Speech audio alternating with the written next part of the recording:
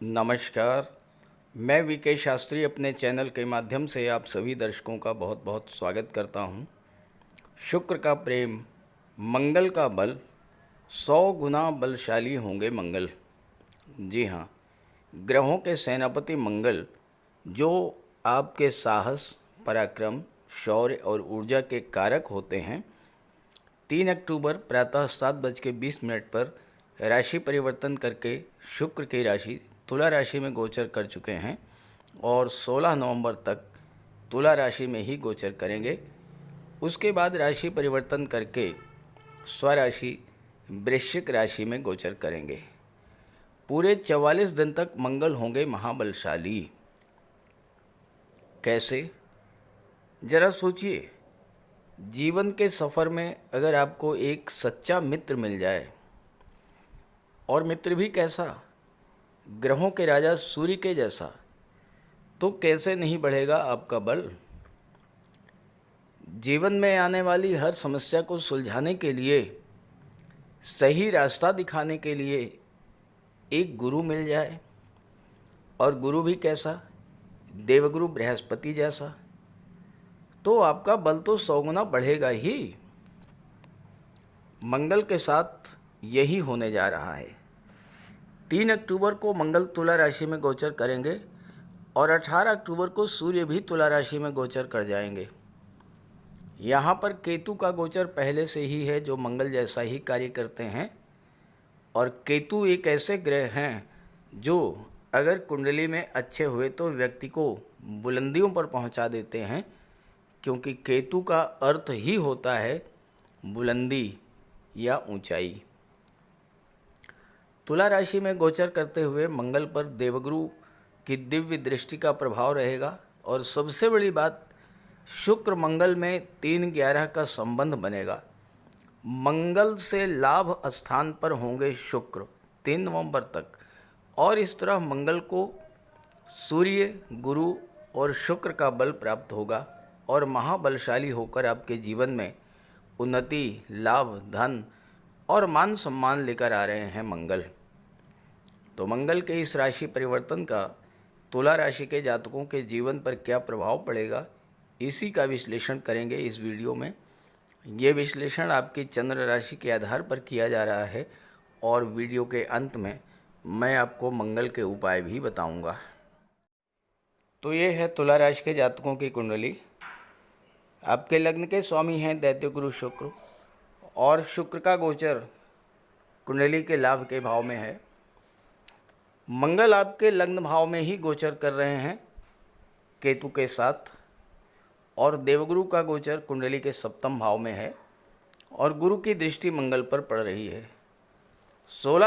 18 अक्टूबर को आपके लग्न भाव में सूर्य भी गोचर करेंगे, और सूर्य लाभ के भाव के स्वामी होकर के लग्न में गोचर करेंगे। देखिए, मंगल जो हैं ये आपकी ऊर्जा के कारक हैं, आपकी शक्ति के कारक हैं, आपके साहस के कारक हैं, और मंगल आपके पराक्रम और शौर्य के कारक हैं।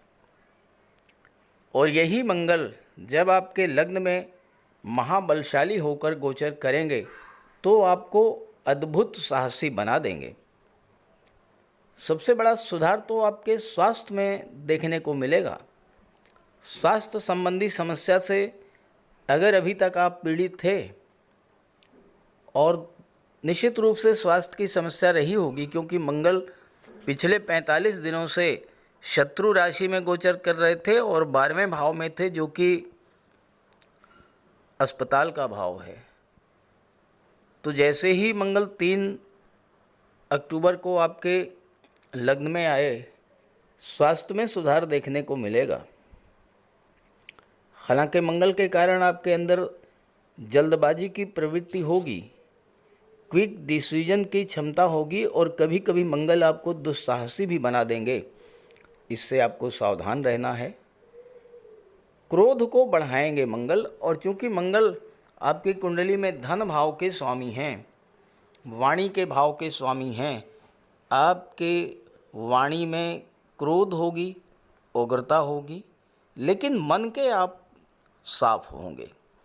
जो आपके मन में होगा वही आप बोलेंगे।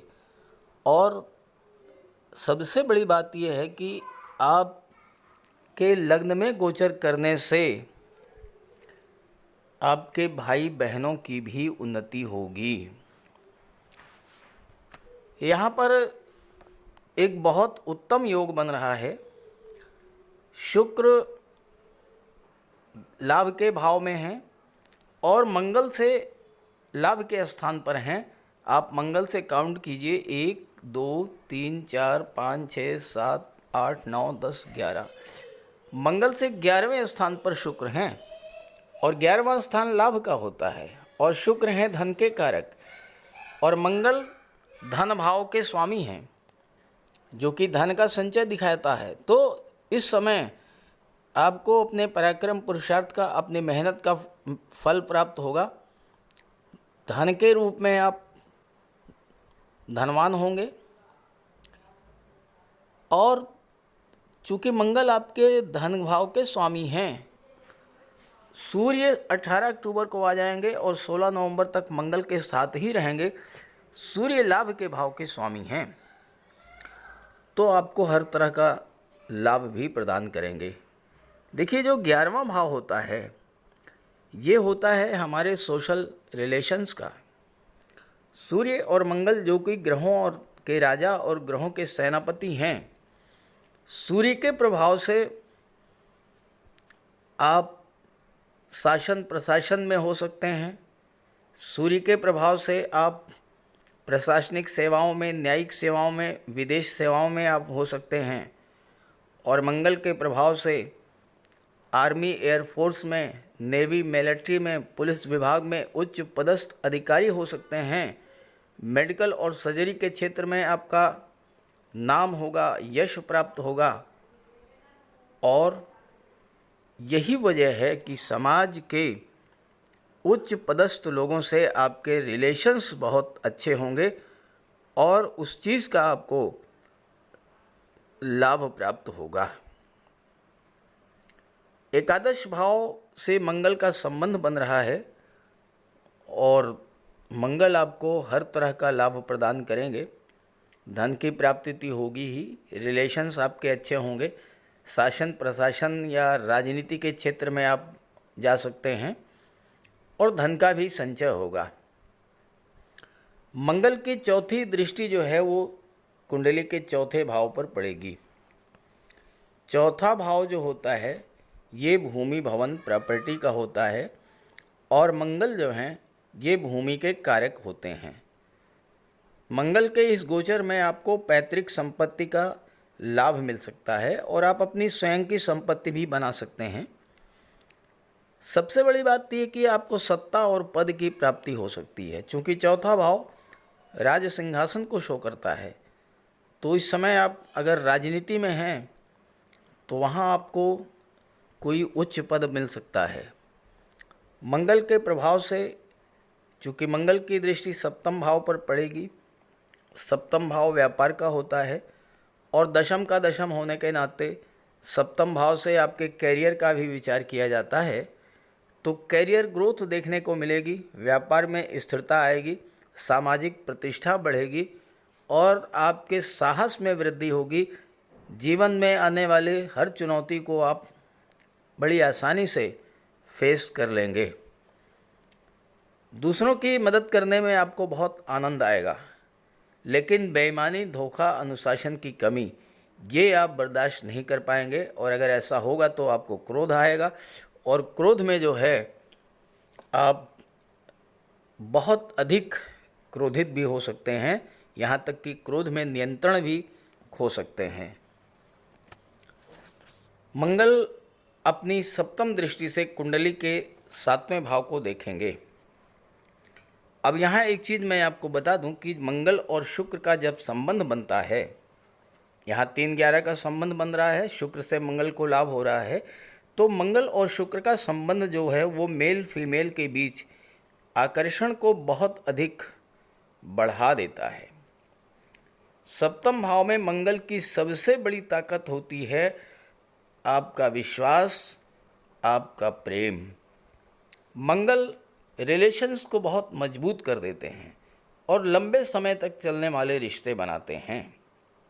मंगल दूसरों के प्रति दयालु होते हैं, स्वभाव आपका शांत रहेगा, झगड़ा मारपीट आप पसंद नहीं करेंगे क्योंकि शुक्र के प्रभाव में हैं, लेकिन अन्याय भी बर्दाश्त नहीं करेंगे।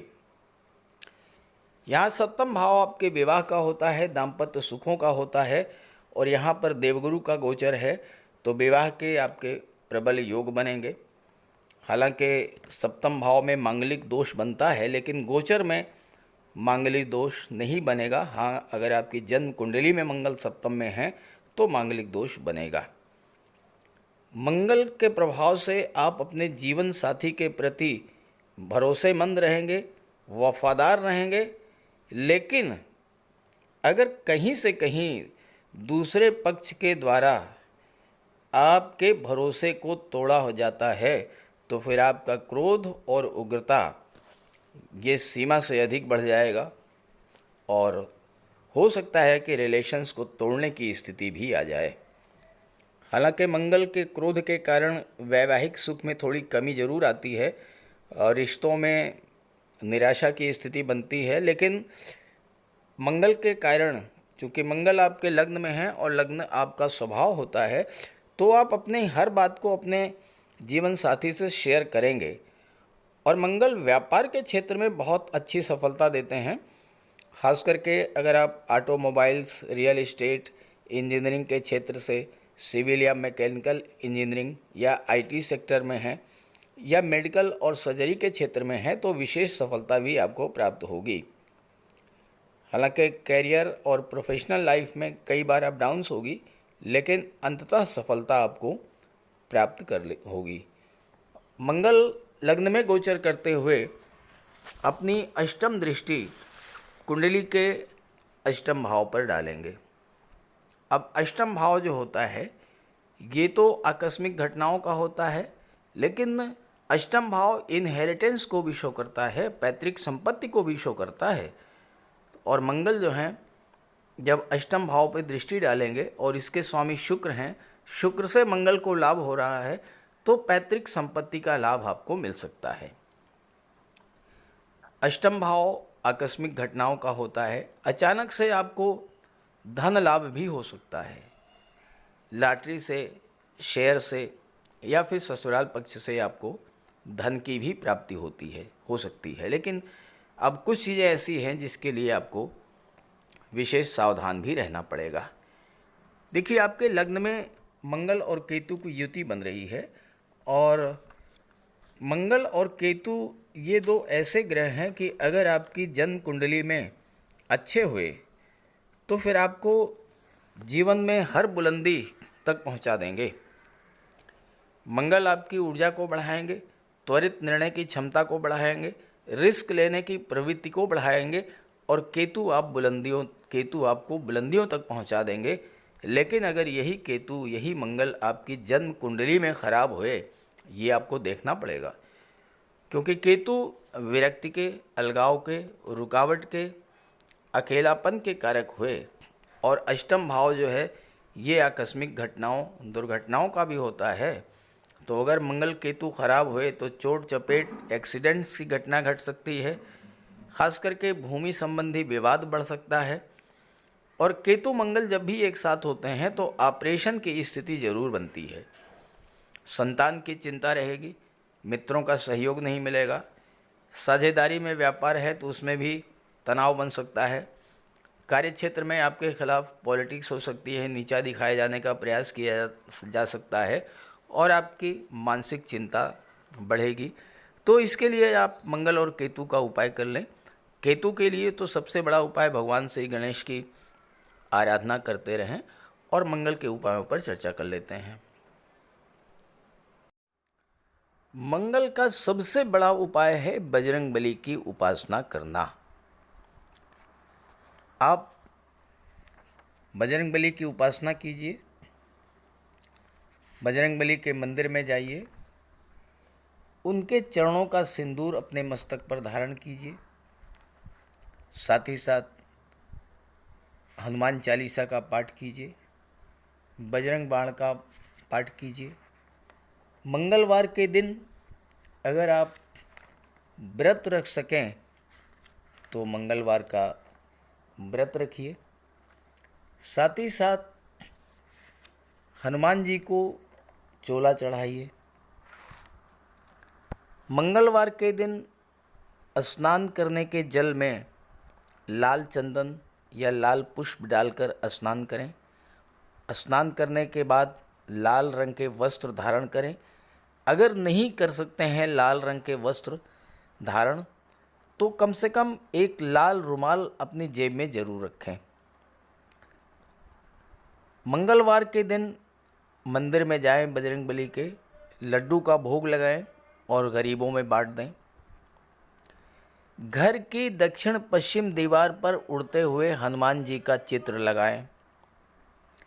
साथ ही साथ गरीबों में लाल वस्त्र, मसूर, गुड़, लाल चंदन, मिठाई, लड्डू, बताशे, रेवड़ी ये सब बांटिए। मस्तक पर लाल चंदन का टीका लगाएं या हनुमान जी के चरणों का सिंदूर लगाएं। मंगलवार के दिन बंदरों को गुड़ और चना खिलाएं। बहते हुए जल में लाल पुष्प, तिल या गुड़ प्रवाहित करें और जेब में एक तांबे का सिक्का रखें। साथ ही साथ अगर आप मंगल के ये उपाय कर लेते हैं तो राहु भी नियंत्रित हो जाएंगे और शनि भी नियंत्रित हो जाएंगे, क्योंकि बजरंग बली की उपासना करने से राहु, मंगल और शनिदेव तीनों का ही उपाय हो जाता है। इसके अलावा एक चांदी की छोटी सी ठोस गोली चाहे आप जेब में रखें या चेन में पहन लें या ब्रेसलेट में लगा लें। अपने बैग में मोरपंख रखें और घर में भी मोरपंख लगा लें। मेन डोर पर, कार्यस्थल पर भी मोरपंख रखें, तो इससे राहु आपको परेशान नहीं कर पाएंगे। तो ये सब उपाय बहुत आसान हैं। सुंदरकांड का पाठ कीजिए, बजरंग बाण का पाठ कीजिए, हनुमान चालीसा का पाठ कीजिए। ऐसा कोई उपाय नहीं है जो आप नहीं कर सकते, और आप इन उपायों को कीजिए, फिर देखिए आपको कितना बड़ा लाभ मिलता है। नमस्कार।